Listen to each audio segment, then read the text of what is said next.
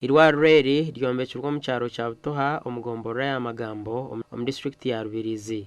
Ho ni irwaro reri ryakuzibwa kuzaharurengwa rwa health center ya Kashatu kandi abatura bashaka kurukoresa okumanya kwa magara gabo gemi. Kukutanturambura contract wakayi no kugombekera EG General Ward.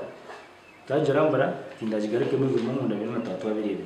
Ajombekire kandi yaho 100%. Akayi no kutombekera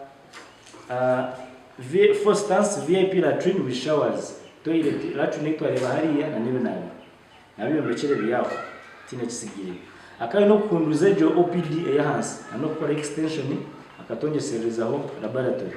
NRM ebembebe na President Museveni hagwirwa rwe kandi imwena omuriya omurazokwe mugambera abantu heresendage ebibyo bimwaraba government eyabanyisiriza niyo yakoraki niyo yakikora. Because if they don't use it will be abandoned. So we need it to manufacture every night. And of course we don't forget to appreciate the Rwamutojo Douglas urukwera RDC yo mu Rubirizi yashaba abatura okweta bamukureberera kurungirwa reri no kwekebeza okumanya kwa magara gabo gemi.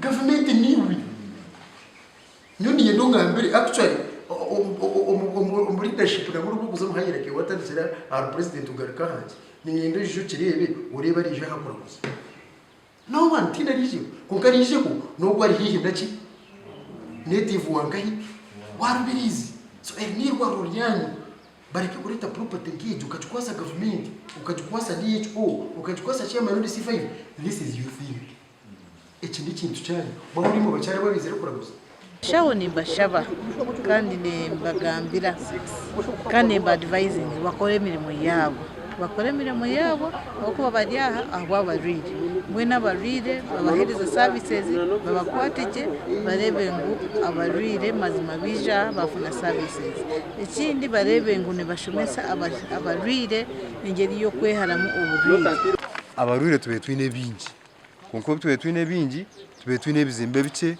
nk'irwaro ya Butoha Center seri konkansi ma government yitu kurangwe kiza yayombeka ya upgradinga health center ya Butoha kurga health center 2 kuza health center seri egombora y'amagambo erumwe mu rukeshatu erukore byari 11 gasha kwa Onesimus Ndianabo.